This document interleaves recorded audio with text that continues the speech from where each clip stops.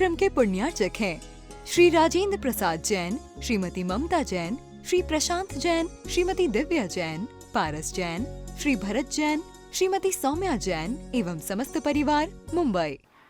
बस हर बात के पीछे तुम अपना जो लक्ष्य रखे हो, उद्देश्य रखे हो, उसको पहले स्थिर करना सीखो। तो महाराज क्या करें? सबसे पहले ये सोचो, क्या आर्टिफिशियल इंटेलिजेंस का ये बेताल जो था, उसने तुम्हारी बुद्धि के विक्रम पर अपना पराक्रम नहीं रखा? क्या रखा। अब फिर धीरे धीरे करते करते हम एक स्टेप और आगे बढ़े, फिर रोबोटिक जमाने में पहुंच गए। और रोबोटिक जमाने में पहुंचने के पश्चात अपनी उन रोजगारों को, अपनी उन नौकरियों को अपनी ही बुद्धि के द्वारा खत्म करने के लिए तैयार हो गए। इस हद तक तैयार हो गए कि अब जहां पर एक फिक्स बुद्धिमत्ता के तहत काम किया जाता है, ऐसे सब सेक्टर से हम बेरोजगार होने की कंगाल पर पहुंच गए। ऐसे कौन से सेक्टर हैं? मैनेजमेंट सेक्टर, हॉस्पिटैलिटी, सुन रहे हैं आप लोग? एडमिनिस्ट्रेशन, और सुन रहे हैं आप लोग? जुडिशरी। तो बचा क्या महाराज? अब आप सोचो क्या बचा। जुडिशरी से नौकरियां खत्म होने की कगार पर हैं, हॉस्पिटैलिटी से नौकरियां खत्म होने की कगार पर हैं, ह्यूमन रिसोर्सेस, इनसे भी नौकरियां खत्म होने की कगार पर हैं, प्रशासनिक सेवाओं में इनसे भी नौकरियां खत्म होने की कगार पर हैं। क्योंकि जहां पर एक फिक्स्ड सिस्टम चलता है, वहां पर आपसे कई गुना ज्यादा बुद्धिमत्ता आर्टिफिशियल इंटेलिजेंस ने स्थायी बढ़त के रूप में हासिल कर ली है। तुम कितना उनसे कॉम्पीट करोगे? तुम्हारा बेताल तुम्हारे ऊपर हावी हो गया है। इन सब सेक्टर से 10-20 सालों में नौकरियां खत्म हो जाएंगी। तो महाराज बचेंगी कहां? जहां पर ये मशीनी बुद्धि मनुष्य की बुद्धि पर पराक्रम हासिल नहीं कर पाएगी। ऐसी कुछ ही चीजें हैं। कहां है महाराज? बताओ तो सही।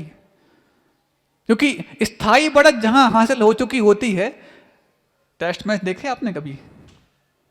फलां टीम ने इस टीम पर अब स्थायी बढ़त हासिल कर ली, मतलब अब इस स्थायी बढ़त को पार करना उस दूसरी टीम के बस की बात नहीं है।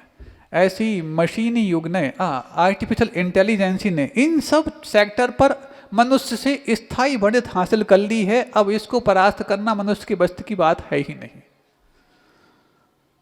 महाराज आप डरा रहे हो क्या? नहीं, हम डरा नहीं रहे हैं, हम आपको रियलिटी बता रहे हैं। क्योंकि आर्टिफिशियल इंटेलिजेंस के ज़माने में जीने वाले रियलिटी को स्वीकार नहीं कर पाते, उसको ये कह के करार दे देते हैं कि डराया जा रहा है। ये हम आधार सहित आपके सामने बोल रहे हैं, निराधार नहीं बोल रहे हैं। तो महाराज बचेगा कहाँ पर फिर बेरोजगार? पहले तो आप ये मान लो कि जो उत्तम खेती, मध्यम व्यापार और जघन्य चाकरी ये नीति आई थी, इस नीति के थोड़े से तुम पक्षकार यदि हो तो हमारी बात तुम हजम कर पाओगे।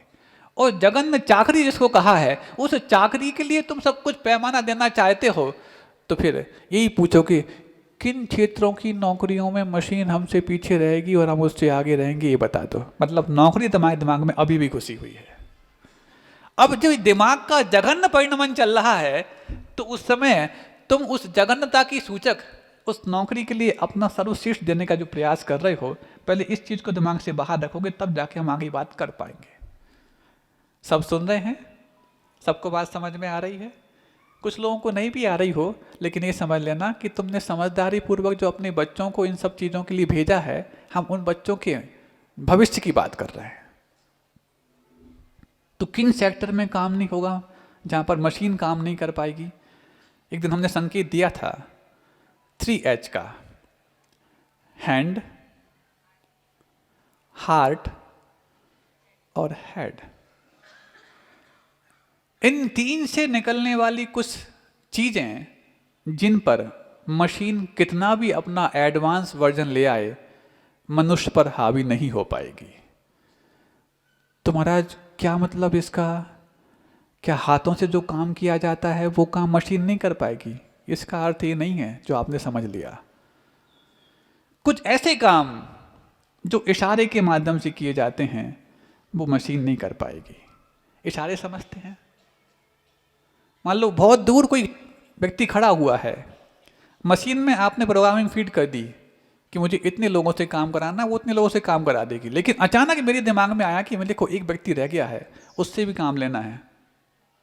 देख रहा हो, देखो यहाँ देखो, ये मशीन नहीं कर पाएगी कितना भी एडवांस हो जाए, क्योंकि तुरंत इमीडिएट कुछ हमारे लिए डिसीजंस लेने हों तो उस वक्त मशीन कितना भी आपको पछाड़ने की कोशिश करे वो नहीं ले सकती। तो इमीडिएट डिसीजन लेने वाले जितने भी सेक्टर्स हैं वहाँ पर आप अपने आप को रोजगार ढूंढें तो शायद आपका रोजगार बच सकता है आपके बचे रहते हुए। नहीं है तो छिनने की पूरी तैयारी आप लोगों ने कर ली है। वो कालिदास बन गया है, जो कालिदास जिस शाखा पे बैठा है उसी को काट रहा है। और महाराज कहाँ पर, जहाँ पर हार्ट की बात है, बच्चों की परवरिश करने की बात है, बच्चों की परवरिश करने के लिए मशीन नाकाफी है। महाराज आजकल तो बच्चे जन्म लेते ही वो वार्मर वाली मशीन में पहुंच जाते हैं, ये परवरिश नहीं मानी जाती। और जो रहे हैं वहाँ पर 2-2 4-4 दिन तक उनका क्या हुलिया हो जाता है आपको पता ही है। गोरे माता पिता के भी श्याम वर्ण हो जाते कि नहीं होते। अब महाराज क्या करें, उनको तो इमेच्योर्ड पैदा हो जाते हैं और उनको शुरुआत से जॉइंटिस होता है, पीलिया होता है, तो रखना ही पड़ता है। ये क्यों हुआ पीलिया पता है? सिजेरियन, बारबेरियन, समझते बारबेरियन? ये बारबेरियन शब्द क्या है? लिटरेट बारबेरियन, पढ़े लिखे जाहिल। ये पढ़े लिखे जाहिल शब्द का एक रूपांतरण है लिटरेट बारबेरियन। ये बारबेरियन लोग जब पैदा हो गए इसलिए सीजरियन के माध्यम से ही बच्चे पैदा होंगे। अब बहुत कम लोग साहस कर पाते हैं कि नॉर्मल डिलीवरी हो, बहुत कम लोग साहस कर पाते हैं। ये वही साहस कर पाते हैं जिनको बेड रेस्ट करना नहीं आता, जो रेस्ट को बेड मान करके छोड़ देते हैं और अपना बेस्ट परफॉर्म करना जानते हैं। ये सुनो, ऐसा मत कर लेना, तुम्हारा बीपी बार फ्लक्चुएट होता है, शुगर तुम्हारी अनकंट्रोल रहती है। ये तो पुरानी बात थी, अब तो कहाँ ऐसा बचा। घी खाने वालों की बात थी, जो यदि दिक्कत जा रही हो तो बैलगाड़ी में बिठा देते हैं और ऊपर खावड़ वाली जगह पे उनको घुमा देते हैं और बैलगाड़ी में बच्चा जन्म ले लेता है। बहुत कम होते हैं ऐसे। कुछ ऊंचा नीचा हो गया तो थोड़े से पैसे मत बचाना, दिमाग लगाओ और बच्चे को अच्छे से ले आओ। ये ऐसे बच्चे फिर मशीन के हवाले हो जाते हैं, क्योंकि उनका जन्म ही मैकेनिकल तरीके से हुआ है। जन्म संवेदनाओं पूर्वक यदि होता तो संवेदनाएं उनके दिल में जीवित होती। मशीनी तरीके से जन्म लिए तो जन्म के बाद मशीन में रहो। अब फिर उसके बाद मापते रहो, हार्ट में छेद है।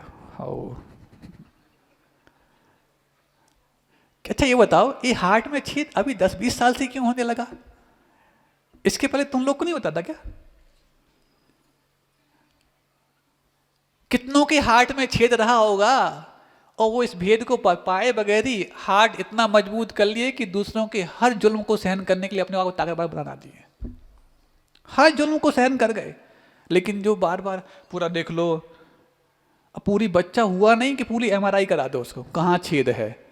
ये छेद सिर्फ वही देखते हैं जो इस छेद के कारण महीनों तक अपने अस्पताल में रखेंगे, बच्चों को महीनों तक रखेंगे। और जब पूरा तुम्हारी तिजोरी का छेद जहाँ से पूरा पूरा सेंध लग जाए, हाँ अब धीरे धीरे रिकवर कर रहा है, ले जाओ इसको। रिकवर तो पहले से ही कर रहा था। 60 से 80% बच्चों के छेद में पहले भी छेद होता था, लेकिन कोई ध्यान नहीं देता, अपने आप भरता था। वो एक शरीर की प्रक्रिया है। लेकिन अब हर बच्चे को पीलिया, जॉइंटिस ये कह दिया जाता है। मशीन में रखो, हार्ट में छेद है, डराते रहो। बचपन से ही माता पिता ने अपना हार्ट इतना कोमल कर लिया कि बच्चे के प्रति जरा सा भी कोताही बर्दाश्त नहीं कर सकते, बच्चे को कमजोर कर दिया। सुन रहे हैं आप लोग? ये बार बार TC हम भेजते रहते हैं। फिर उसके बाद वैक्सीनेशन, तमाम तरह के, इतना बड़ा चार्ट रहता है। हाँ, इस महीने में ये लगाना, इस महीने में ये लगाना। अच्छा, कभी आपने देखा हो जब आप छोटे थे, ठीक नहीं, छोटे आप लोग कि इतने बड़े पैदा हुए हो, हाँ छोटे थे, कभी स्कूल में वो टीका लगाने वाले आते थे तो भाग जाते थे, फिर भी माता पिता पकड़ के लगा, तो इतना बड़ा वो चकत्ता आता था। हमने देखा एक आध बार, आपने कहीं है कि नहीं? नहीं है। लेकिन आज भी जिंदा है कि नहीं? ये पल्स पोलियो की दवा जब पिलाई जाती थी, आप क्या माने, पोलियो मुक्त भारत बना दिया गया। और वर्ल्ड हेल्थ ऑर्गेनाइजेशन WHO के माध्यम से कितना बड़ा उपकार भारत पे कर दिया कि पोलियो मुक्त भारत कर दिया। अरे, हर बीमारी की एक अपने एक चक्र होती है, एक साइकिल होती है, वो साइकिल पूरा होने के बाद वो बीमारी अपने आप गायब होती है। लेकिन आपने मान लिया पल्स पोलियो की दवा पिलाने के बाद भारत पोलियो मुक्त हो गया, जबकि इस दवा में एक ऐसा वायरस इंड्यूस किया गया है, जब इसके साइड इफेक्ट आएंगे तो आपको उन्हीं फार्मा कंपनी के सामने हाथ फैला के पहुंचना पड़ेगा जिन्होंने जानबूझ करके इसमें वो बैक्टीरिया वायरस डाला हुआ है। हर बीमारी अपना चक्र पूरा करने के बाद समाप्त हो जाती है, लेकिन भ्रम का चक्र इतना बड़ा होता है कि उस भ्रम के चक्र से आज़ाद कर पाना आपको बहुत कठिन होता है। और आपने पल्स पोलियो दवा पी ली, अब उसके जो साइड इफेक्ट आएंगे वो नई बीमारी के रूप में आएंगे। जिनने पोलियो की दवाई नहीं पी थी, आज वो शायद ज़्यादा जिंदा हैं, और जो पी करके बैठे हैं, चाहे वो कोरोना की वैक्सीन लगवाए हैं, 2 साल में कितने साइड इफेक्ट सामने आने लग गए आपको सबको पता है। Clots, brain haemorrhage, cardiac disorder, तमाम तरह के साइड इफेक्ट अब आ रहे हैं, लेकिन उस समय तो बचना था। अब आप ये बताओ, 18 महीने तक जब तक वैक्सीन नहीं बनी थी, तब तक कोरोना के भीषण काल में तुमको किसने बचाया? रेमडेसिविर ने बचाया? नहीं, भेज दिया। किसने बचाया? सिर्फ मात्र आयुर्वेद ने, और आयुर्वेद को पुनर्जीवित करने वाले गुरुदेव आचार्य विद्यासागर जी महाराज ने। जब कोरोना समाप्ति की ओर था तब वैक्सीन आई, और कोरोना को ठीक ठाक करने का पूरा जिम्मा अपने कंधों पर लेके चली गई कि हमने वैक्सीन ला करके इतने करोड़ भारतीयों को बचा दिया। हम किसी सरकार का यहाँ पर क्रिटिसाइज नहीं करने जा रहे, लेकिन जो एक भ्रम चल रहा है, यही तो आपकी बुद्धि पर एक बेताल जो हावी हुआ है, उससे बाहर निकलने की आवश्यकता है। अब सोचो, इतना अभी तो बहुत धीरे धीरे चल रहे हैं। हैंड की बात की है, इशारों के माध्यम से। हार्ट, परवरिश मशीन के माध्यम से कभी नहीं हो सकती, और ऐसी माँ के माध्यम से भी नहीं हो सकती जो मशीन के माध्यम से बच्चों को पालना चाहते हैं। मंकी बैग डाल करके, ट्रॉली में घुमा करके, ट्रॉली में घूमने वाले बच्चे और मंकी बैग में टंगे हुए बच्चे कभी भी अपनी प्रतिभा को पूर्णतः प्राप्त नहीं कर पाएंगे। ये तो उन हाथों की कोमलता और मन की संवेदनाओं के साथ बले हुए बच्चों के मन की बात होती है कि वो हर साधु में भी पूज्य गुरुदेव आचार्य विद्यासागर जी महाराज का अंश पहचानने लायक होते हैं। नहीं पहचान पाएंगे तो अरे क्या है, वो मंकी बैग में टंगे हुए बच्चे, ट्रॉली में घूमने वाले, आज घर में यहाँ पर इतनी अच्छी बात जो उनके मतलब की हो रही होगी तो भी अपने घर में सोए होंगे, क्योंकि रात को 2 बजे तक वेब सीरीज देखी होगी उनने। रात को 2-3 बजे तक वेब सीरीज देखने वाले बच्चे को कहाँ नसीब होता सनराइज अपने घर में, अपने शहर में। वो तो सनराइज पॉइंट देखने के लिए माउंट आबू जाएंगे, साल में एक आध बार देख के, अच्छा सूर्य ऐसा होता है। जिनको अपने घर में सूरज और सूर्योदय नसीब नहीं होता, वो सनराइज पॉइंट पहुंचते हैं, और जिनके हर पॉइंट पर सनराइज हो रहा होता है, वो तो अराइज होकर के और गुरुओं के सामने बैठते हैं।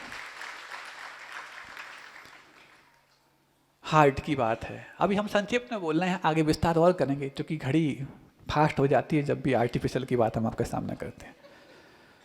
हैंड, हार्ट और हेड। हेड का मतलब, अब चूंकि 3H लगाना था तो आपने हेड समझ लिया, उसका हेड का मतलब ये माथा नहीं होता, मस्तिष्क। मस्तिष्क और माथा, ये शब्द दोनों पर्यायवाची लगते हुए भी दोनों में एक अलग अलग भाव आपको समझ में आ रहे होंगे। मस्तिष्क एक तरह से बुद्धिमत्ता, विवेक का शब्द हो गया, और माथा फोड़ रहा है। मस्तिष्क के माध्यम से होने वाले काम जो क्विक रिएक्शन देने वाले होते हैं। आर्टिफिशियल इंटेलिजेंस जिसमें जितना फीड किया गया है उतना ही वो रीड कर पाएगी, उतना ही आपके साथ भी ट्रीट कर पाएगी। लेकिन जो तुरंत चीज़ों को, जब दो मशीनें कभी आपस में संवाद नहीं कर सकती, संवाद कर भी लें लेकिन अचानक कुछ ऐसी संवादों की आवश्यकता पड़ पाए जहां पर कम्युनिकेशन होना हो, वहां पर मशीन काम नहीं कर पाएगी। भले ही कम्युनिकेशन स्किल्स उनके पास बहुत हैं। सुनते हैं आइंस्टीन का दिमाग आज के मुताबिक, आज की आधुनिक शिक्षा पद्धति के मुताबिक सबसे एडवांस था आज के मनुष्यों में। लेकिन आइंस्टीन ने भी एक बार कहा था, आज से 100 साल बाद कम ही लोग विश्वास करेंगे कि हाड़ मांस के पुतले में भी कोई इंसान होता है, हाड़ मांस के पुतले में भी इस टैलेंट का विकसित रूप होता है। लेकिन यदि आइंस्टीन आचार्य विद्यासागर जी महाराज से मिला होता तो अपनी इस बात को वापस लेने के तैयार होगा कि शायद हाड़ मांस के पुतले में भी एक भगवान होता है जिन्होंने दुनिया के लिए इंसानियत भी दिखाई, और भगवान कैसे बना जाता है ऐसे आयतनों का निर्माण करके भी दिखाया। ठीक है, उस आइंस्टीन को भगवान मानने वालों को आइंस्टीन की हर बात स्वीकार होनी चाहिए, होती है। ठीक है, अब इस मस्तिष्क के माध्यम से जब कम्युनिकेशन की बात आए, दोनों मशीनें यदि अलग अलग तरह की हैं तो एक दूसरे को वो कम्युनिकेट कर पाएंगी, संचार या संवाद कर पाएंगी? नहीं, जरूरी नहीं है। वहाँ पर तो एक मनुष्य की आवश्यकता अवश्य होगी। मतलब दो मशीनों को चलाने के लिए कब चलाना, कैसे चलाना, भले ही सब कुछ उनको स्वयं भी आता हो, लेकिन उनको आपस में जोड़ने के लिए मनुष्य की आवश्यकता बची रहेगी। अभी हमने संक्षेप में बताया है। इस कार्यक्रम के पुण्यार्चक थे श्री राजेंद्र प्रसाद जैन, श्रीमती ममता जैन, श्री प्रशांत जैन, श्रीमती दिव्या जैन, पारस जैन, श्री भरत जैन, श्रीमती सौम्या जैन एवं समस्त परिवार, मुंबई।